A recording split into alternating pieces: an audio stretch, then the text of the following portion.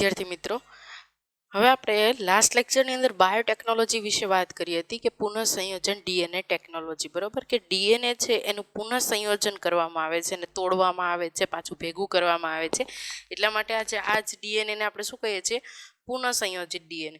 હવે આ પુનઃસંયોજિત ડીએનએનો ઉપયોગ ક્યાં થતો હશે? આપણને એવું થાય ને, તો આપણો આ જે 12th નંબરનું જે ચેપ્ટર છે એની અંદર કહેવામાં આવે છે કે એનો ઉપયોગ કઈ રીતે થઈ શકે છે, એટલે કે ખેતીવાડી ક્ષેત્રે કઈ રીતે થાય છે, ઔષધિ ક્ષેત્રે કેવી રીતે કરવામાં આવે છે, તેના વિશે આપણે અહીં વાત કરવાની છે. હવે આપણે જાણીએ છીએ કે બાયોટેકનોલોજી છે જીવન સજીવોની અંદર ઇજનેર વિદ્યા કરીને એને ચિકિત્સક રીતે ઉપયોગી થઈ શકે તેના માટેના પ્રયાસો છે, એમ તમે એને કહી શકો, રાઈટ? તો અહીં આપણે જે બાયોટેક છે એનો આપણે ઉપયોગ કેવી રીતે કરીએ છીએ? જીવંત સજીવો એની અંદર ઇજનેર વિદ્યાનો ઉપયોગ કરીએ છીએ આપણે. ઓકે, ઇજનેર વિદ્યામાં પર્ટિક્યુલર કહો જનીન ઇજનેર વિદ્યા. એનો મતલબ શું થાય? Genetic engineering. ઓકે, જનીન ઇજનેર વિદ્યાનો આપણે અહીં ઉપયોગ કરીએ છીએ અને પરિણામ આપણને શું મળે છે અહીં જોઈએ. પરિણામે જે નીપજ મળે છે એ ઔષધીય ક્ષેત્રે ચિકિત્સક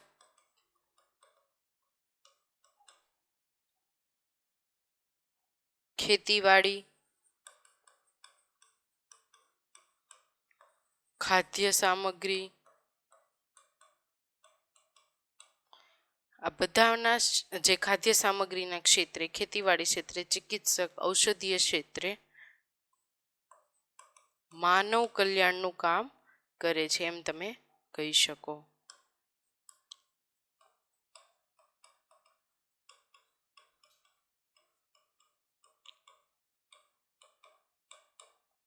ક્લિયર? હવે અહીં શું થાય છે કે ભાઈ જે આપણને નીપજ મળે છે, નીપજનો યોગ્ય ઉપયોગ થાય છે કે નહીં? તો અહીં 4 ઔદ્યોગિક મેઇન ક્ષેત્રો છે કે જેના આધારે બાયોટેકનોલોજીના પ્રયોજનોનું વિકાસ કરવામાં આવે છે. તો એ 4 ક્ષેત્રોની આપણે વાત કરીએ. 4 ઔદ્યોગિક ક્ષેત્ર કે બાયોટેકનોલોજીની જે પ્રોડક્ટ છે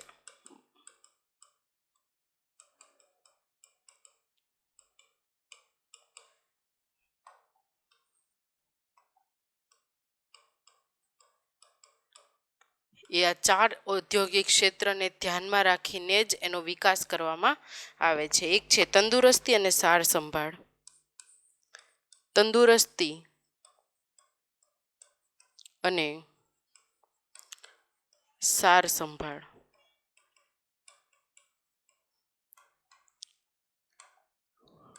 બીજું ખેતીવાડી, એટલે તમે એને કહી શકો એગ્રીકલ્ચર લેન્ડ, બરોબર, એગ્રીકલ્ચર રીતે. પછી છે બિનખોરાકીય પાકોનો ઉપયોગ. બિન ખોરાકીય પાકોનો ઉપયોગ કરીને એની અંદર સુધારણા કરવા અને ખાવા લાયક એને બનાવવું. 4 છે પર્યાવરણને અનુલક્ષીને. ઓકે, અહીંયા આપણે જોઈએ તંદુરસ્તી અને સાર સંભાળ કોની? કે જે પણ આપણે જીવંત સજીવો લઈએ છીએ, જીવંત સજીવો પણ તંદુરસ્ત હોવા જોઈએ, એની સાર સંભાળ રાખીને એની અંદર પુનઃસંયોજિત ડીએનએ આપણે ઉપયોગ કરીને જે આપણને નીપજ મળે એ પણ તંદુરસ્ત હોવી જોઈએ અને આપણે એને યોગ્ય સાર સંભાળ રાખી શકીએ. ખેતીવાડી કે એગ્રીકલ્ચર જે લેન્ડ છે, એગ્રીકલ્ચર લેન્ડની અંદર આપણે જાણીએ છીએ અત્યારે વધારે ફર્ટિલાઇઝરનો ઉપયોગ કરવામાં આવે છે, કેમિકલનો ઉપયોગ કરવામાં આવે છે. તો એના લીધે જમીન છે કેવી થઈ જાય છે? અફળદ્રુપ થઈ જાય છે. તો એને ફળદ્રુપ કેવી રીતે બનાવીને ઓછામાં ઓછા કેમિકલનો ઉપયોગ અથવા કેમિકલનો ઉપયોગ નહિવત પ્રમાણમાં કેવી રીતે કરવો, તો એ કઈ રીતે આપણે કરી શકીએ બાયોટેકની મદદથી, પછી છે બિનખોરાકીય પાકોનો ઉપયોગ. બિનખોરાકીય પાકોનો ઉપયોગનો મતલબ શું થાય કે જે ખોરાક જે પ્રોડક્ટ નથી મળતી, પાકો અમુક જે પાક હોય છે એની અંદરથી આપણને નીપજ પૂરતા પ્રમાણમાં નથી મળતી, તો એનો આપણે કેવી રીતે ઉપયોગ કરી શકીએ અને ફરીથી એને નીપજ આપણને વધારે મળી શકે એના માટે. પર્યાવરણને અનુલક્ષીને કહેવાનો મતલબ શું થાય છે કે પર્યાવરણને ધ્યાનમાં લઈને એના પર્યાવરણના ઉપયોગ માટે આપણે કંઈક કરીએ, એટલે કે બાયોટેકનોલોજીની અંદર. હવે આપણે જોઈએ ખેતીવાડીમાં બાયોટેકનોલોજીના પ્રયોજનો કયા કયા છે. ખેતીવાડીમાં બાયોટેક હું હવે નહીં લખું, બીટી લખીશ, સમજી જાજો.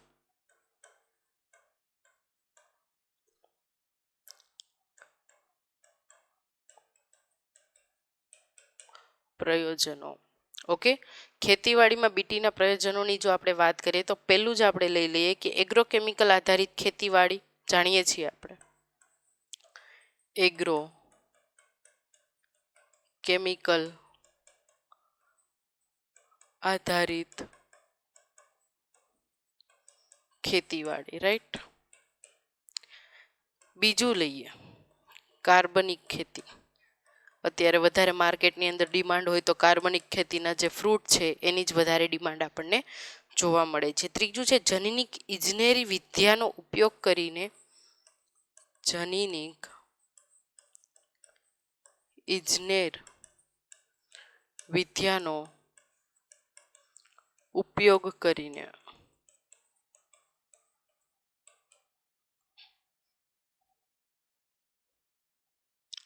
જોઈએ કે જે એગ્રોકેમિકલ આધારિત જે ખેતીવાડી છે, હવે આપણે જાણીએ છીએ કે વિશ્વની અંદર વસ્તી છે વધતી જાય છે, બરોબર.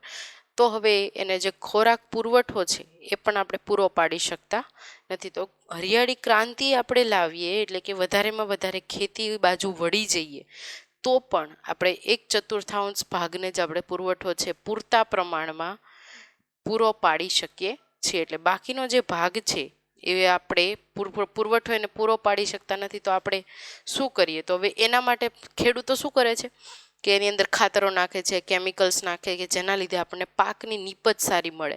નીપજ પણ સારી મળે છે, પણ એની અંદર કન્ટામિનેશન જોવા મળે છે. કન્ટામિનેશનનો મતલબ શું થાય કે એની અંદર આપણે જે નથી જોતા એવા પણ તત્વો એની અંદર જોવા મળે છે. પરિણામે આપણને લાંબા સમયે એની અસર જોવા મળે છે. તો અહીં શું કરવામાં આવે છે કે જે એગ્રોકેમિકલ છે એનો ઉપયોગ ઓછો કરીને આપણે એવા સજીવોનો ઉપયોગ કરીએ, એટલે કે જીએમઓનો, જનીન ઇજનેર વિદ્યાનો ઉપયોગ કરીએ, કે જેના પરિણામે આપણને જે નીપજ છે એ સારી મળી રહે અને આપણી જમીન છે એ કેવી બને? ફળદ્રુપ બની શકે.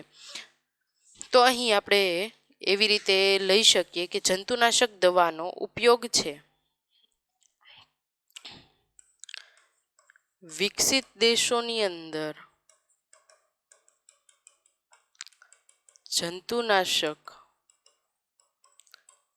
દવાનો ઉપયોગ કરીને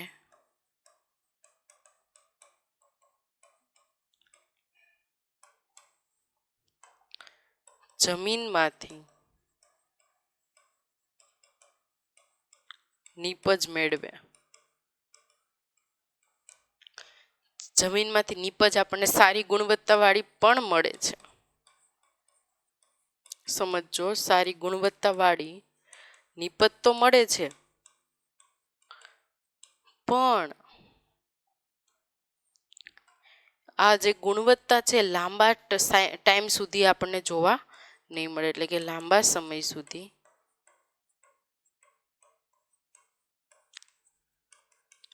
જોવા મળશે નહીં.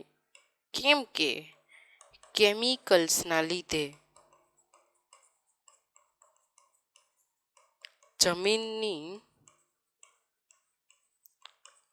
ફળદ્રુપતા ખોરવાઈ જાય. સમજ પડી? કેમિકલ્સના લીધે શું થાય છે? જમીનની ફળદ્રુપતા છે એ આખી ખોરવાઈ જાય છે. આથી જેમ બને એમ જેટલું બની શકે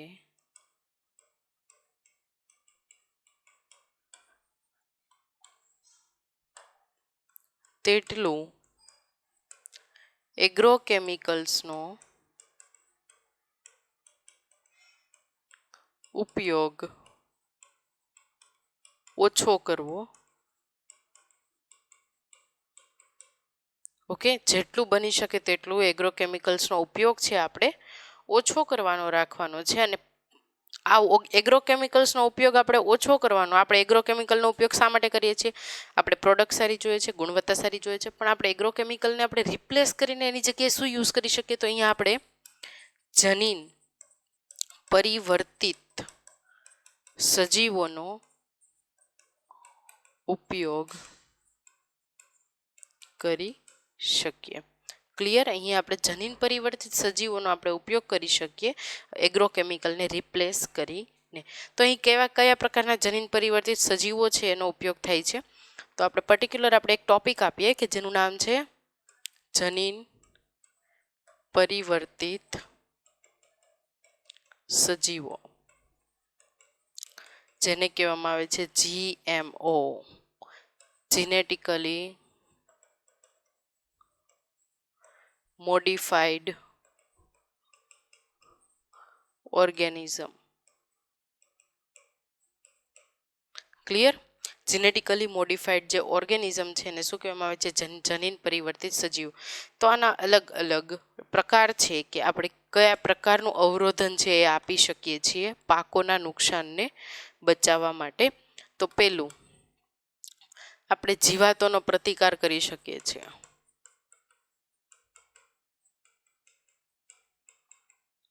એટલે કે રેઝિસ્ટન્સ પાવર છે આપણે વધારી શકીએ છીએ.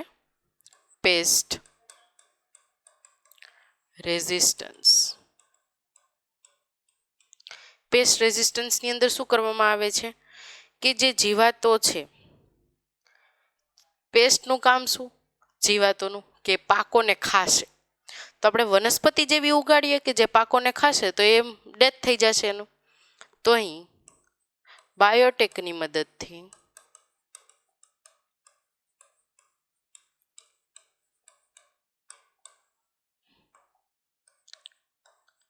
વનસ્પતિ એવી ઉગાડવાની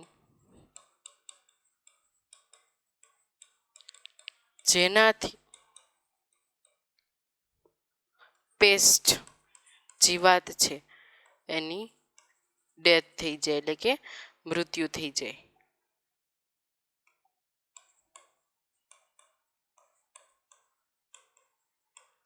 પરિણામે શું થશે? કોઈ પણ જે જીવાત હોય, મનુષ્ય લઈ લો, કોઈ પણ લઈ લો, તો તમને એકવાર ખબર પડી જાય કે અહીંયા પ્રોબ્લેમ છે, અહીંયા આપણે આ ખાશું તો ડેથ થશે, તો આપણે એ વસ્તુને અડશું નહીં. ફોર એક્ઝામ્પલ, કોઈ કાંટાવાળા પ્લાન્ટ છે, આપણને ખબર છે કે આપણે કાંટાવાળા પ્લાન્ટને ટચ કરશું તો એ કાંટો આપણને વાગશે, તો એ આપણે ટચ કરશું નહીં. તો પરિણામ પણ અહીં એવું જ થશે કે જીવાતો છે એ ખાય છે તો એને એકવાર સેન્સ થઈ જાય છે કે આના ખાવાથી ડેથ થાય છે, તો પરિણામે એ ખાશે નહીં. અને એના પરિણામથી આપણને શું થશે કે આપણો પાક છે એ સફળ રીતે જે છે એ ગ્રો થશે અને આપણને સારું એવું રિઝલ્ટ મળી રહેશે. ઓકે, પછી છે સેકન્ડની આપણે વાત કરીએ કે નીંદણનાશક સહિષ્ણુતા.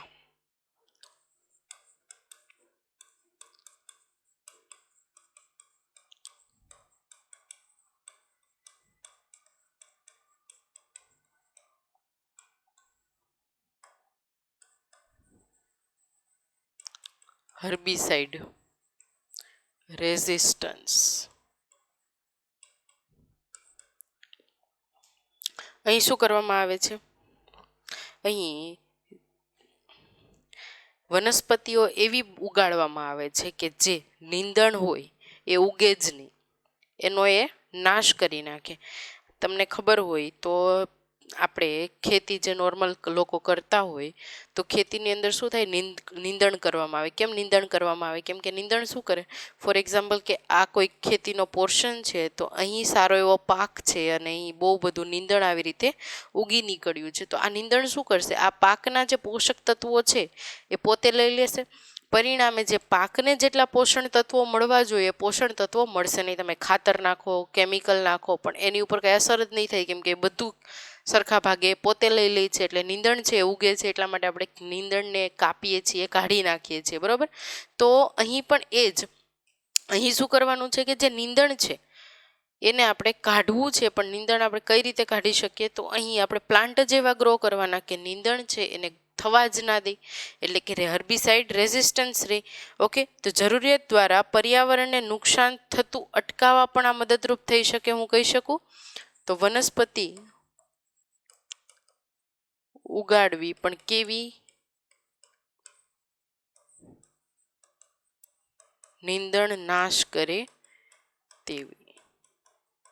અને આ કોના દ્વારા પોસિબલ છે? જનીન પરિવર્તિત સજીવો દ્વારા. હવે અહીં નીંદણ નાશ કરે તેવી આપણે વનસ્પતિ ઉગાડીએ છીએ તો પરિણામ શું થશે? નીંદણ નહીં થાય અને પાકને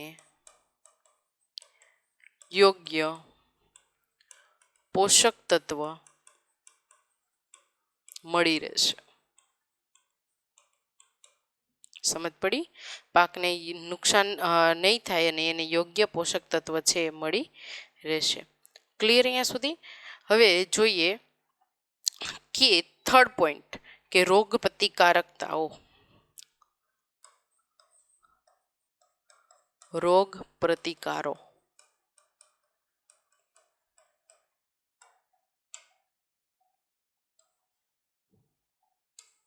અહીં શું કરવામાં આવે છે? રોગ પ્રતિકારોની મતલબ એટલે કે રોગની સામે પડકાર ફેંકે તેવા. તો અહીં અમુક વાયરસ છે, ફૂગ છે, બેક્ટેરિયા છે, એનો જનીન પરિવર્તિત સજીવો તરીકે ઉપયોગ કરવામાં આવે છે. એટલે કે અમુક વાયરસ, ફૂગ, બેક્ટેરિયાનો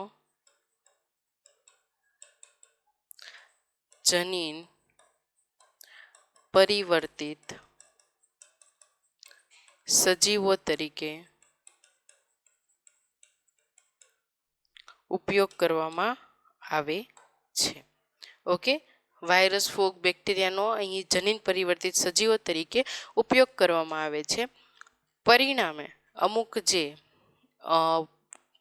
વનસ્પતિ છે, વનસ્પતિની અંદર શું થશે? એ ઉગી નીકળશે. એટલે કે અમુક વાયરસ છે એ બાકીના જે જીવાત છે, કીટકો છે એને મારી નાખતી હોય તો એ પ્લાન્ટની અંદર આપણે એડ કરી દેશું. પરિણામે જે પ્લાન્ટ છે શું કરશે?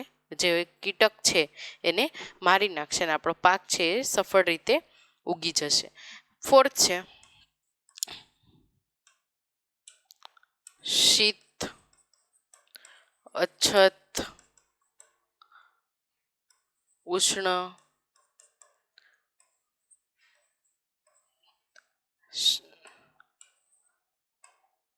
રેઝિસ્ટન્સ. એવા પ્લાન્ટનો વિકાસ કરવામાં આવે છે. શીત એટલે કે ઠંડી હોવા છતાં એ ગ્રો થાય.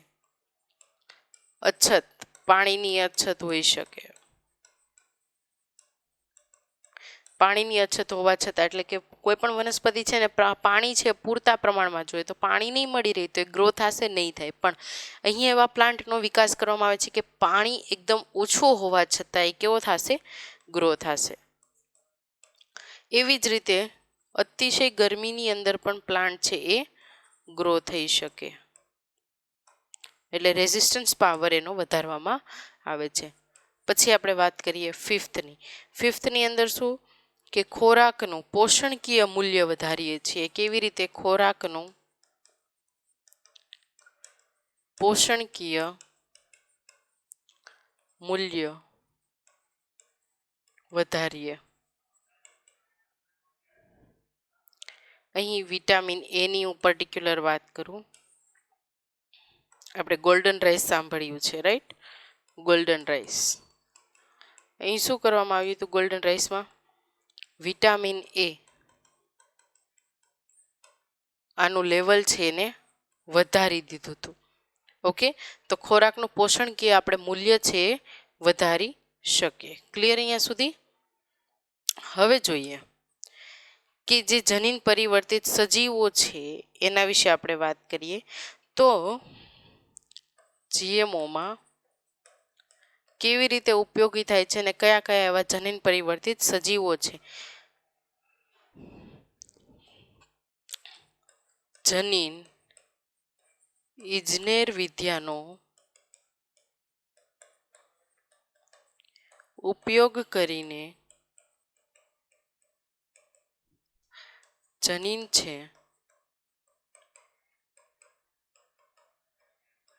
પરિવર્તિત કરવામાં આવે છે. ક્લિયર? જનીન ઇજનેર વિદ્યાનો ઉપયોગ કરીને જનીનોને પરિવર્તિત કરવામાં અહીં આવે છે. ઓકે, ત્યારબાદ આપણે જોઈએ કે જે ફોર એક્ઝામ્પલ આપણે બીટી કોટનની વાત કરીએ. બીટી કોટન જેવા બીટી મકાઈ પણ છે, કોર્ન, બીટી રીંગણ, બ્રિંજલ.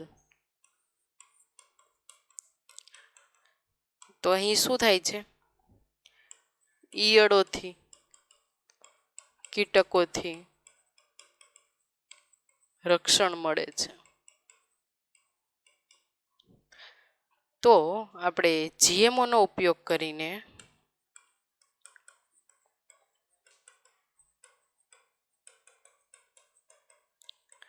જે પણ વનસ્પતિ છે એ વનસ્પતિ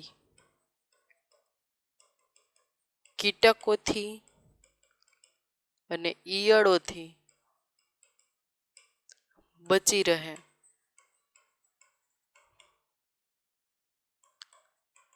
તેના માટે જ છે. સમજ પડે છે? કીટકો અને ઈયળોથી તે બચી રહે એના માટે જ આપણે તેનો ઉપયોગ કરીએ છીએ. આટલું અહીંયા સુધી ક્લિયર. તો હવે અહીં કેવી રીતે ઉપયોગ કરવામાં આવે છે? આધુનિક ટેકનોલોજીની મદદથી જ આનો ઉપયોગ કરવામાં આવે છે. આધુનિક ટેકનોલોજી એટલે શું?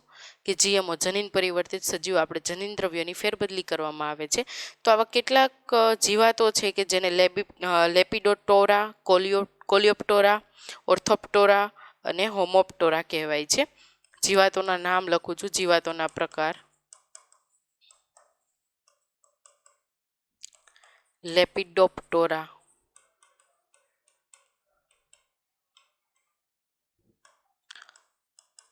કોલિયોપ્ટેરા,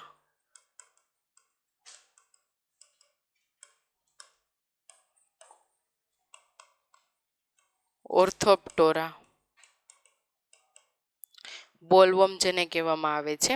આ છે તીતી ઘોડો. આ શું છે? બોલવર્મ. આવી અલગ અલગ જીવાતો છે જેની સામે આપણે શું લેવાનું છે? રક્ષણ મેળવવાનું છે. તો હવે અહીંયા ટેકનોલોજીનો ઉપયોગ કરવામાં આવે છે, બાયોટેકનોલોજીનો. તો બાયોટેકનોલોજીનો ઉપયોગ કેવી રીતે કરવામાં આવે છે જોઈ લઈએ. ઉપયોગ કરીને જીવાતોથી રક્ષણ મેળવીએ. તો બેસિલસ થુરિન્જિનેસિસ બેક્ટેરિયાનું એક નામ છે. બેસિલસ થુરેન્જિનેસિસ. હવે આ બેસિલસ થુરેન્જિનેસિસની અંદર શું આવેલું છે? ક્રાઇજીન આવેલું છે. શું? ક્રાઇજીન.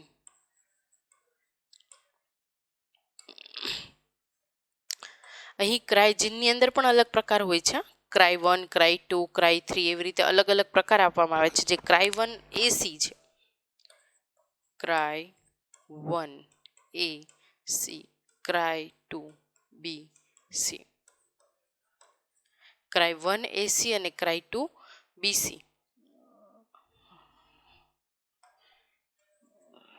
Sorry, AB. ઓકે, આ બે શેના માટે છે? તો બોલવોર્મના નિયંત્રણ માટે.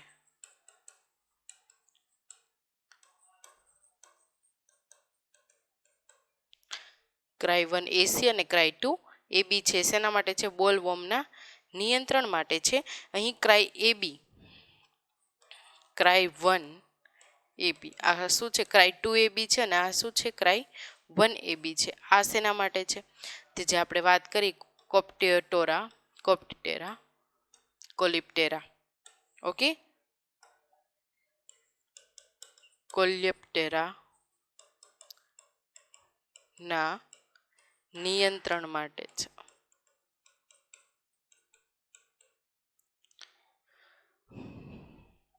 આને શું કરવાનું છે? ક્રાઇજીનને બેસિલસ થુરેન્જીનેસીસ માંથી અલગ કરવાનું પેલું કામ. હવે આપણે કોના નિયંત્રણ માટેનો ઉપયોગ કરવો છે એના વિશે વાત કરવાની. એટલે કે બોલવોર્મના કે કોલિયોપ્ટરના નિયંત્રણ માટે આપણે ઉપયોગ કરવો છે એના વિશે વાત કરવાની. તો અહીં જોઈએ, બેસિલસ થુરેન્જીનેસીસમાંથી એને અલગ કરવામાં આવે છે ક્રાઇજીનને. તો હવે એ ક્રાઇજીનને અલગીકરણ પછી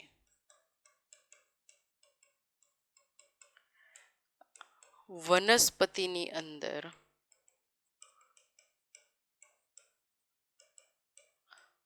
પ્લાઝમિડની મદદથી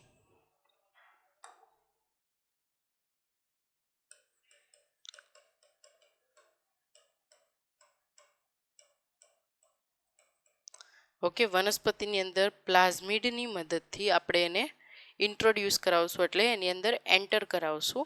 ફોર એક્ઝામ્પલ, આ આપણું ક્રાઇજીન છે.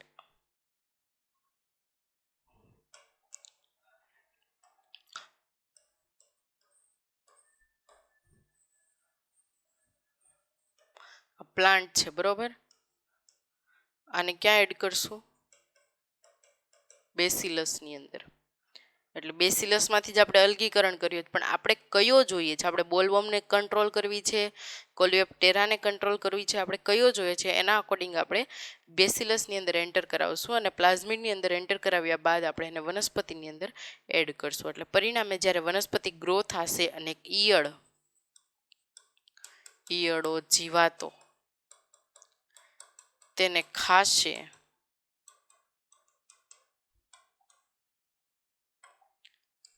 ત્યારે તેનું મૃત્યુ થશે. પણ શું કામે આવું થાય છે? ખાસ એક વસ્તુ યાદ રાખજો, પ્લાન્ટની અંદર હોય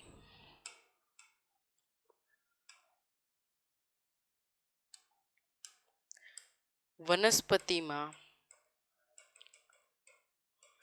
ક્રાઇજીન હોય ને એ નિષ્ક્રિય ફોર્મમાં છે. શેમાં? નિષ્ક્રિયમાં. પણ જેવું જ ઈયળો કે જીવાતો ખાશે તો એ કેવું થઈ જશે? અહીં સક્રિય. કોણ? ક્રાઇજીન. કેમ ક્રાઇજીન કહેવામાં આવે છે? કેમ કે આ ક્રાઇજીન છે ક્યાંથી આવેલું છે? ક્રિસ્ટલ પ્રોટીનમાંથી આવેલું છે. જે નિષ્ક્રિય છે શેમાં થઈ જશે?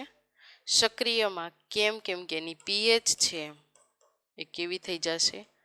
આલ્કલી. એટલા માટે. અને પરિણામે શું કરશે જીવાતોમાં? અહીં ક્રાઇજીન સક્રિય થઈ જશે એટલે મધ્યાંતરના જે અધિચ્છદીય કોષો છે એની અંદર છિદ્ર કરી નાખશે.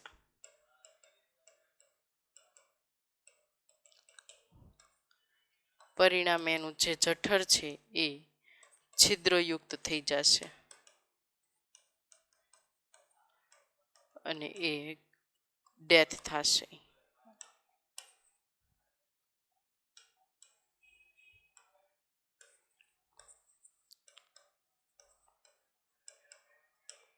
ક્લિયર?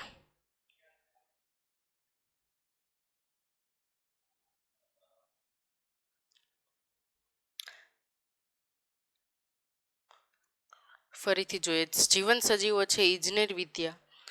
આપણે જીવન સજીવોનો ઇજનેર વિદ્યાનો ઉપયોગ કરીને જનીન ઇજનેર વિદ્યા છે વિકસાવવાની છે. પરિણામે શું થાય છે? આપણે જે નિપજ મળે છે ઔષધીય ચિકિત્સક ખેતીવાડી અને ખાદ્ય સામગ્રી ક્ષેત્રે માનવ કલ્યાણનું કામ છે એ કરે છે. અહીં 4 ઔદ્યોગિક ક્ષેત્રોને ધ્યાનમાં રાખવામાં આવે છે. એક છે તંદુરસ્તી અને સાર સંભાળ, બીજું છે ખેતીવાડી અને ત્રીજું છે બિનખોરાકીય પાકોનો ઉપયોગ અને 4 છે પર્યાવરણને અનુલક્ષીને.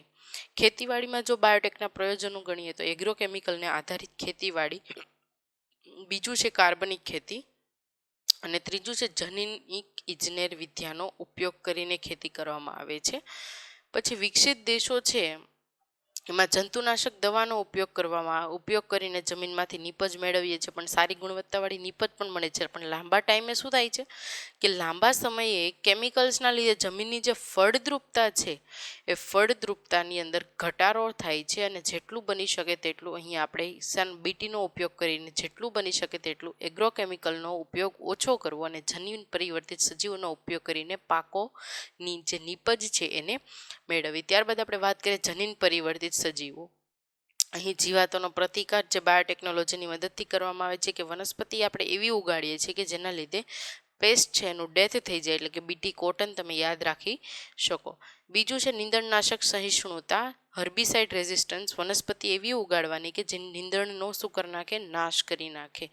નીંદણ નહીં થાય તો પાકોને યોગ્ય છે પોષક તત્વો મળી રહેશે. રોગ પ્રતિકારકતા, કોઈ પણ વનસ્પતિ એવી ઉગાડીએ છીએ કે જે વાયરસ, ફૂગ અને એના લીધે રોગનો પ્રતિકાર કરી શકે. શીત, અછત અને ઉષ્ણ એટલે કે ઠંડીની અંદર પણ વનસ્પતિ ગ્રો થવી જોઈએ, આપણે નીપજ મળતી રહેવી જોઈએ. પાણીની અછત હોય તો પણ વનસ્પતિ છે એ ગ્રો થવી જોઈએ, એટલે કે એનો રેઝિસ્ટન્સ પાવર છે આપણે વધારી નાખીએ છીએ. ખોરાકનું પોષણકીય મૂલ્ય આપણે વધારીએ છીએ, એટલે કે ગોલ્ડન રાઈસની વાત કરવામાં આવે તો એની અંદર શેનું કન્ટેન્ટ વધારવામાં આવે છે, વિટામિન એનું. ત્યારબાદ જનીન ઇજનેર વિદ્યાનો ઉપયોગ કરીને જનીનોને પરિવર્તિત કરવામાં આવે છે, જે બીટી કોટન છે, બીટી મકાઈ, બીટી રીંગણ, ઈયળોથી અને કીટકોથી રક્ષણ મળે છે. જીએમએનો ઉપયોગ કરીને વનસ્પતિની કીટકો, ઈયળોથી બચી રહે છે તેના માટે જોઈએ આપણે જીવાતોનો પ્રકાર કયો છે, લેબિટોટોરા, કોલિયોપ્ટોરા, આર્થોપ્ટોરા. બાયોટેકનોલોજીનો ઉપયોગ કરીને જીવાતોથી આપણે રક્ષણ મેળવી શકીએ છીએ. અહીંયા બેસિલસ થુરેન્જેનિસિસની વાત કરવામાં આવી કે ક્રાઇજીનની અંદર ક્રાઇ1 એસી, ક્રાઇ2 એબી જે બોલવોર્મના નિયંત્રણ માટે છે, ક્રાઇ1 એબી છે એ કોલિયોપ્ટોરાના નિયંત્રણ માટે અહીં કહેવામાં આવ્યું છે. ક્રાઇજીનને અલગીકરણ કર્યા પછી પ્લાઝમિડની મદદથી વનસ્પતિની અંદર આપણે એને ઇન્સર્ટ કરીએ છીએ, અને જે ક્રાઇજીન છે એ વનસ્પતિની અંદર તો એ નિષ્ક્રિય ફોર્મની અંદર હોય છે, પણ જ્યારે બેક્ટેરિયાની જે ઈયળ છે, જીવાત છે એની અંદર આવે ત્યારે કેવું થઈ જાય છે, સક્રિય. કેમ આવું થાય છે, કેમ કે એની પીએચ કેવી થઈ જાય છે, આલ્કલી થઈ જાય છે એટલા માટે. ને પરિણામે શું થાય છે, મધ્યાંતરણના જે અધિચ્છદીય કોષો છે એની ઉપર એ છિદ્ર કરી નાખશે, અને જે જઠર છે એ કેવું થઈ જશે, છિદ્રો યુક્ત થઈ જશે, અને પરિણામે એ મૃત્યુ પામશે. ઓકે, હવે નેક્સ્ટ લેક્ચરની અંદર આપણે બીજા બાકીના જે પ્રયોજનો છે તેના વિશે અભ્યાસ કરીશું. Thank you.